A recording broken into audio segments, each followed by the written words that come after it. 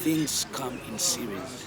Yeah, probably you could tell us also using your story, like how you broke out, how you became an artist eventually.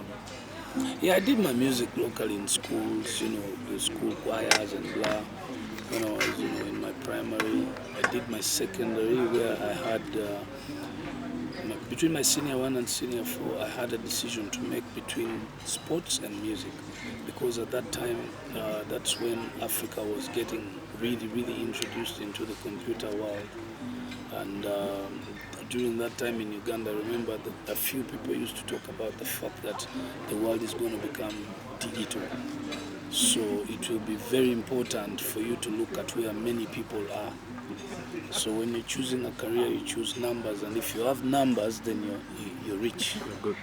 So I remember very well that How old statement. are you? I'm not good at numbers, but Senior 4. senior 1. That decision was made between senior 1 and 2. 13? Around 13 to 15, between that. I went back home, discussed with my mom. I was a soccer player more than an artist. So when I put down numbers as an issue, then I made my decision to do music. But I knew it was going to take me so long because you see, music can frustrate. My mom told me about it. I had elder sisters who did it. It wasn't working out. They had to go back to uni and do blah, blah, blah. So put on those things that we usually put on. So when I did my senior 6 finals, I decided to come to Nairobi. I came to Nairobi to pursue the career, to convince my family that, I can make it.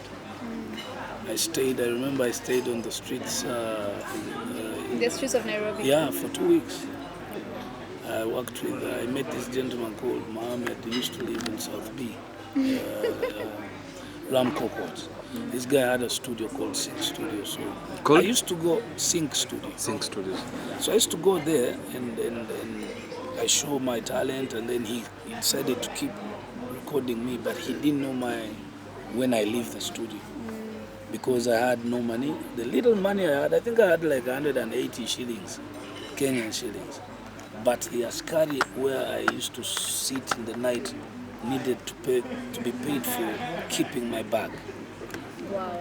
Instead of me getting up, because I came to meet some people here, but they hid away from me.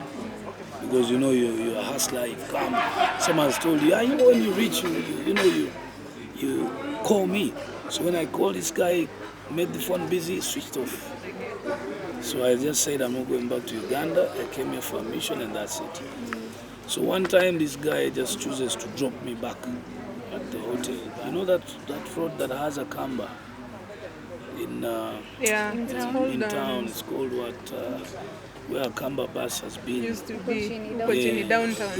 Downtown. So there was an opposite dangerous street. But there was like a funny hotel there. So the guy brings me back. He insists. I tell him, no, drop me in town. He said, no, I'll drop you where you stay. So he brings the car, parks in the front. I jump out of it. Very beautiful car. So the askari is very shocked. Because he has been 2 weeks with this guy and then he's being dropped by a very, expensive car. They say, Umerudi. So the askari, the guy, Muhammad, is like, what do you mean I'm a rude? So me, I just passed and went up the stairs. He's clever. He stayed talking to the askari, and the askari told him, "Huyu mchali, he sits here in the night with me." The guy nearly burst into tears. He asked me to pick my bag. We picked the bag. He gave the askari, I think, 3,000 at that time. That was a lot of money. Yeah. The guy was so happy. He took me. He gave me the full apartment in Ramcourt. So he took me, we did shopping the next day, mattresses, blah, blah, blah. He has Bebe Cool now in an apartment with jacuzzi, free. Stayed in Kenya for 4-5 years. Started working with Miss Kenya. We went in every direction in Kenya. I made a household name here. Chameleon joined me, Red Sun, and then definitely before they joined, I had started working with the Gopa DJ.